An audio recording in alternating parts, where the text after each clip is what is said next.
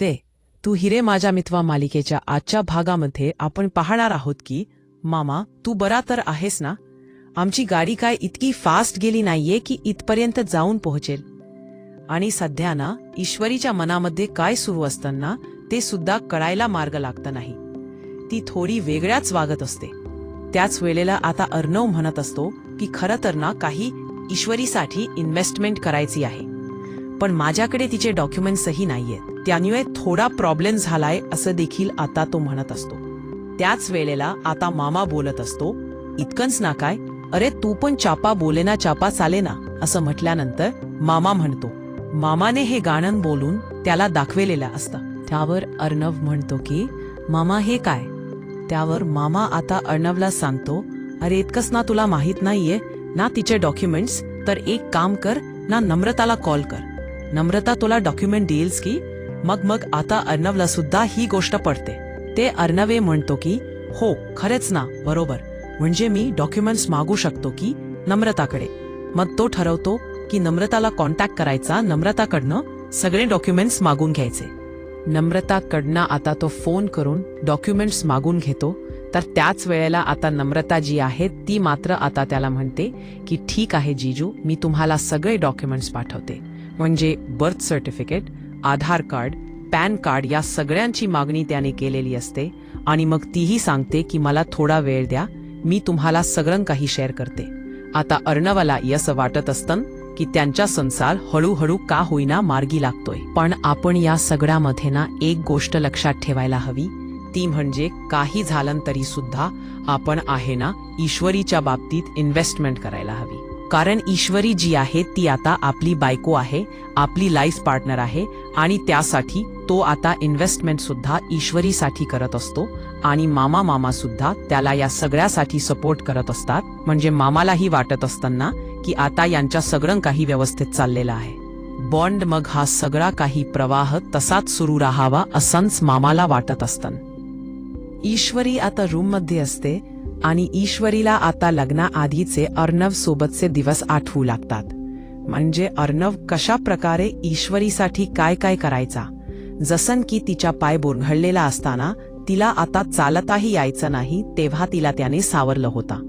त्याचसोबत बऱ्याच गोष्टी, म्हणजेच काय तर आता त्यांनी एकही गोष्ट अशी ईश्वरीच्या विरोधात जाऊन केलेली नव्हती. दुसरं मात्र आता लग्न झाल्यानंतर ईश्वरीच्या पाठीशी राहिलेला उभा अर्णव. आणि या सगळ्या गोष्टींमुळेच आता ईश्वरीला एकदम उचड झालेला असतं. म्हणजेच काय तर ईश्वरीच्या मनामध्ये काहूर माजलेला असतो की अर्णवच्या प्रेमात तर असतेच, पण अर्णववर ती प्रेम आता व्यक्त करू शकत नसते. आणि त्याच वेळेला आता ईश्वरी एकटीच बेडरूम मध्ये असते, कारण तिला माहिती असतं की अर्णवच काम चालू आहे. आणि म्हणून ती सगळ्या आठवणींना उजाळा देत असते. जेव्हा आता ती सगळ्या आठवणींना उजाळा देत असते ना, तेव्हा आता ती एकटीच झोपलेली असते आणि इकडे तिकडे पाहत असते. सगळीकडेच तिला आता अर्णवचे भास होऊ लागतात. सगळीकडेच तिला आता अर्णव दिसू लागलेला असतो.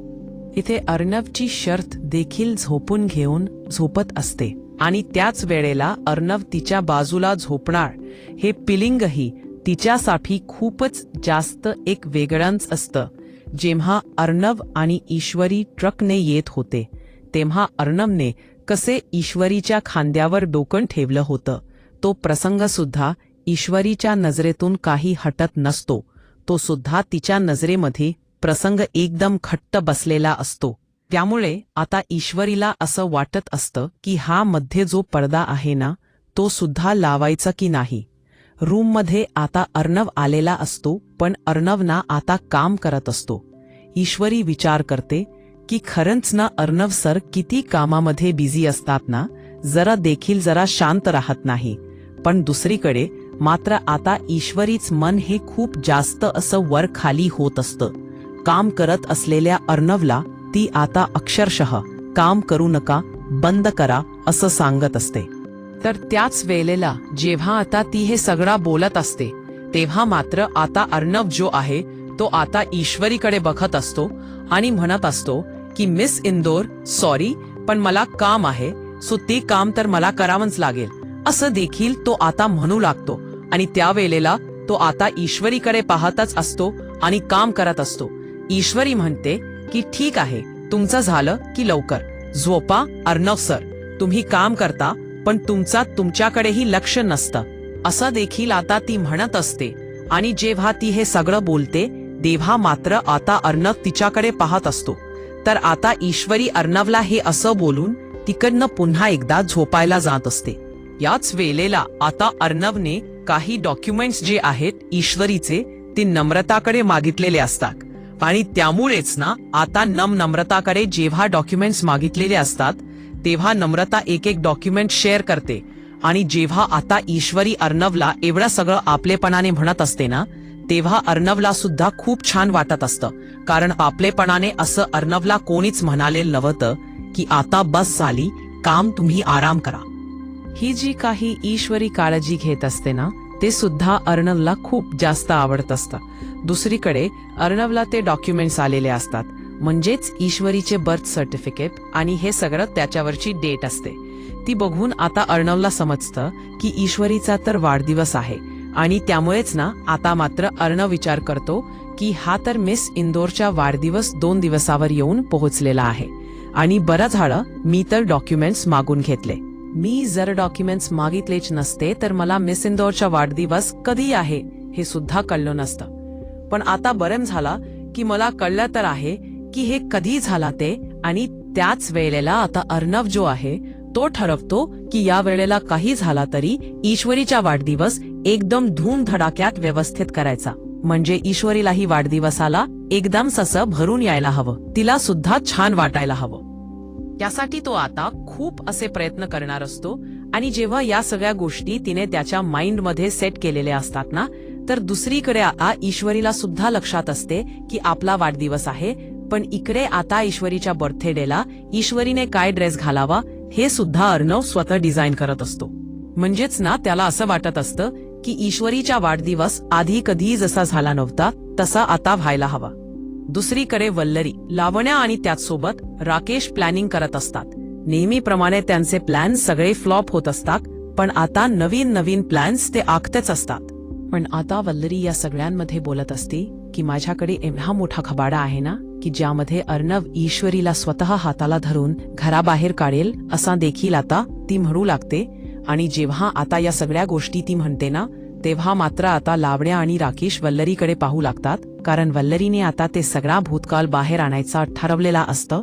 आणि एकदा का अर्णव समोर तो भूतकाळ आला की अर्णवला कळला की अर्णव ईश्वरीला घरात ठेवणार नाही हे सुद्धा वल्लरीला माहिती असतं.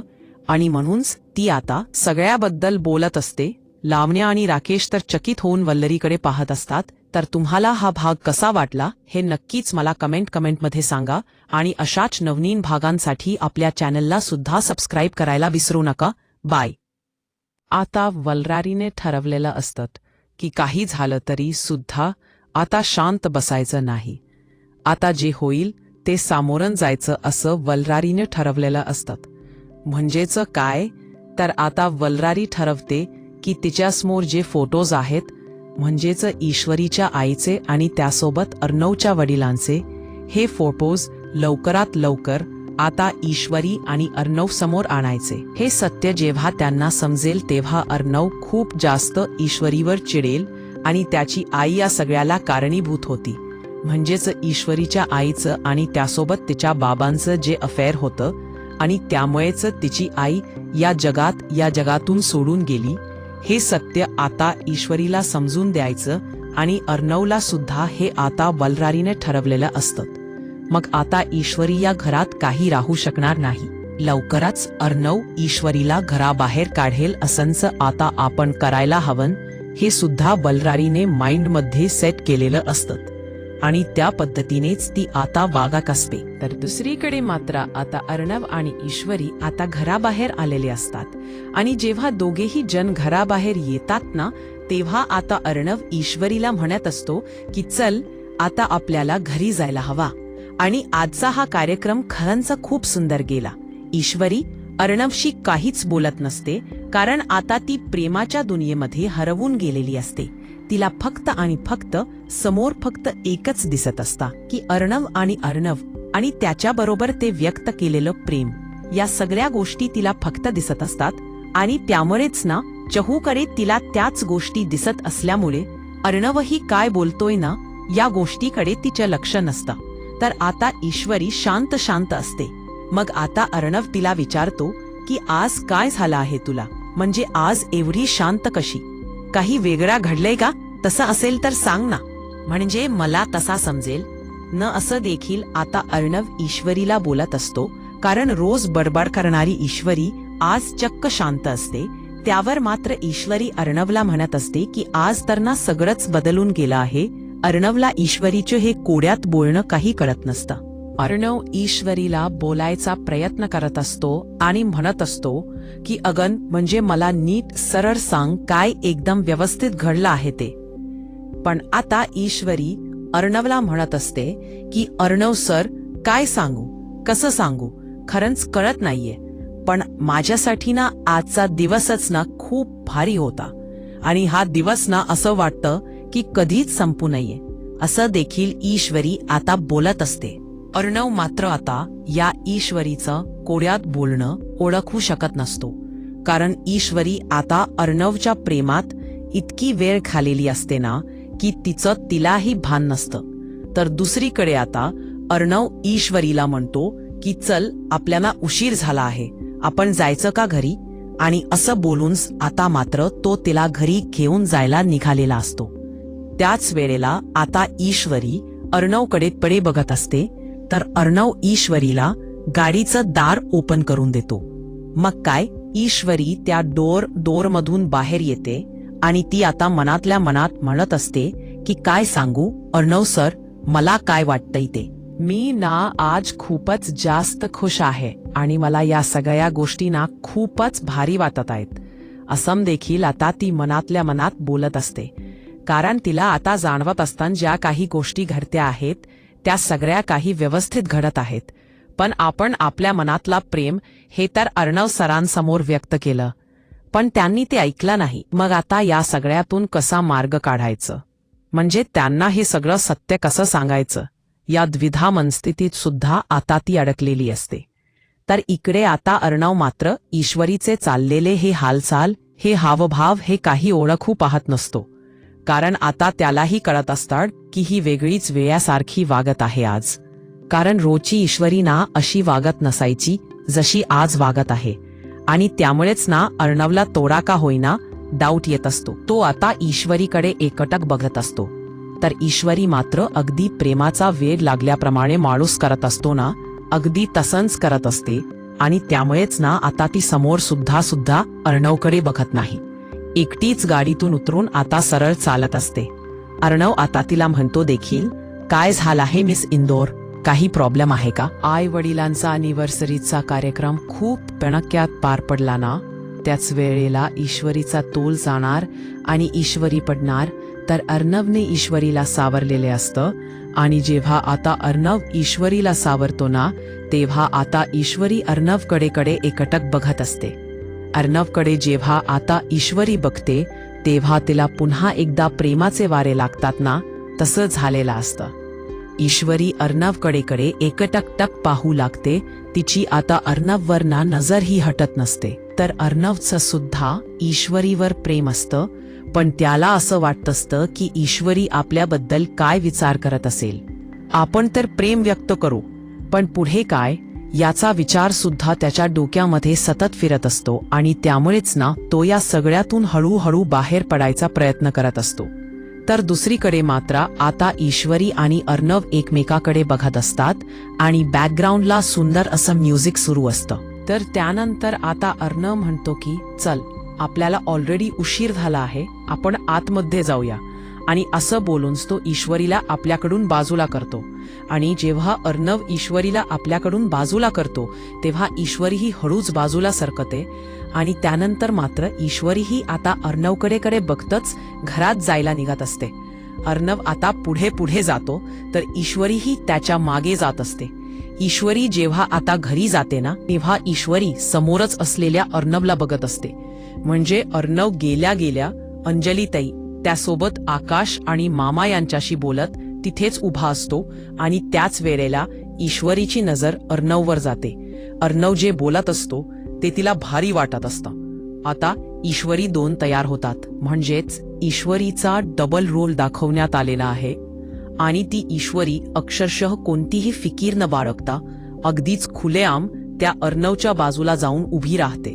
आणि अर्णवच्या समोर जे टेबल ठेवलेले आहे ना, त्या टेबलवर जाऊन ती आता बसणार असते. कारण आहे ना, तिला आता बिलकुलही अर्णव शिवाय करमतही नसतं. अर्णव समोर बसलेली ईश्वरी ही एकटक पाहत असते आणि त्याच वेळेला आता ती मात्र अर्णवला आपल्या प्रेमाची कबुली देत म्हणत असते की माझं तुमच्यावर खूपच मनापासून प्रेम आहे. आणि जेव्हा आता ती हे सगळं बोलते ना, तेव्हा मात्र समोर उभ्या असलेल्या ईश्वरीला आता हसू येत असतं.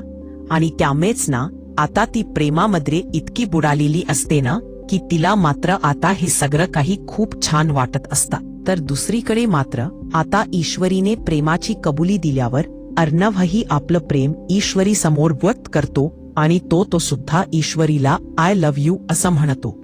आता त्यानेही ईश्वरीला आय लव्ह यू म्हटल्याबरोबर ईश्वरी लाजूनच एकदम सुरू झालेली असते.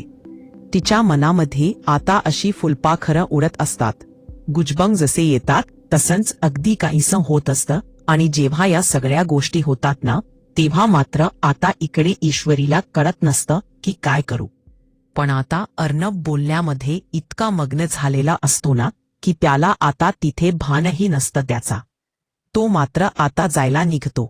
रूममध्ये गेल्यावर ईश्वरी ही आता अगदी पुन्हा वेड्यागतच करत असते. म्हणजे तिने काय ते प्रेम व्यक्त केलेलं असतं, पण प्रेम व्यक्त करूनही अर्णवने ते ऐकलेलं नसतं. म्हणूनच आता ईश्वरी रूममध्ये आल्यानंतर कपाट उघडून पाहते. जेव्हा ती आता कपाट उघडून बघते ना, तेव्हा कपाटामध्ये अर्णवचे एक शर्ट असते आणि ईश्वरी ते शर्ट हातात घेते. आणि त्याच वेळेला आता ईश्वरी जेव्हा ते शर्ट हातात घेऊ लागते तेव्हा मात्र ती बिगड्यासारखी नाचत असते. आणि त्याच वेळेला बॅकग्राऊंडला म्युझिकही सुरू असतं आणि ती त्या धुंदीत बेभान होऊन नाचत असते. अर्णव मात्र खाली अजूनही अंजली आणि त्यासोबत मामा आणि आकाश सोबत बोलत असतं. ईश्वरीच्या रूममध्ये येऊन हे नाच गाणं सुरू असतं. हा कार्यक्रम इतक्या धूमधडाक्यात पार पडत असतो ना की या सगळ्या गोष्टींना खूपच छान वाटत असताय. ईश्वरी विचार करते की खरंच ना, आज जर जे मी बोललीये ते अर्णव सरांनी ऐकलं असता तर किती भारी झालं नसताना. म्हणजे अर्णव सर प्रत्येक वेळेला आपल्याला किती सावरून घेतात आणि त्याच वेळेला आपण या सगळ्या गोष्टी ज्या आहेत त्या कशा मॅनेज करतो, या सगळ्या गोष्टी आता ईश्वरीला आठवू लागतात. आणि ईश्वरी आता या सगळ्याचा विचार करत असते. म्हणजेच काय तर ईश्वरीला आता अर्णव बरोबर घालवलेले सगळे क्षण आठवतात. तर इकडे अर्णव आता काम करत बसलेला असतो. तेवढ्याच मामा तिथे येतो आणि जेव्हा मामा तिथे येतो तेव्हा मात्र तो आता अर्णवला म्हणत असतो की अर्णव, काय झालं आहे, कामाकडे लक्ष नाहीये. पण तुला एक सांगू का, मला असं वाटतं ना की ईश्वरी आणि तुझी गाडी ही भुंगड पाळलेली आहे. म्हणजे आज आम्ही पाहिलं ना, आता तुमच्यामध्ये सगळेच गैरसमज दूर झाले आहेत. तर तुमच्या मनात जे काही आहे ते एक दुसऱ्यांना बोलून तुम्ही दाखवत का नाही? तेव्हाच तर तुम्हाला सगळ्या काही गोष्टी ज्या आहेत त्या हव्या तशा घडतील ना. का तुम्ही एकमेकांपासून हे सगळं सत्य लपवून ठेवताय? बोलून टाका. म्हणजे तुमचं लग्न कोणत्या परिस्थितीत झालं हे मलाही माहिती आहे, पण आता सगळ्या काही गोष्टी सुधारल्या आहेत. ईश्वरीकडे बघूनही वाटन की ती सुद्धा तुझ्या प्रेमामध्ये आहे, पण तू कधी तिला आता बोलणार आहेस?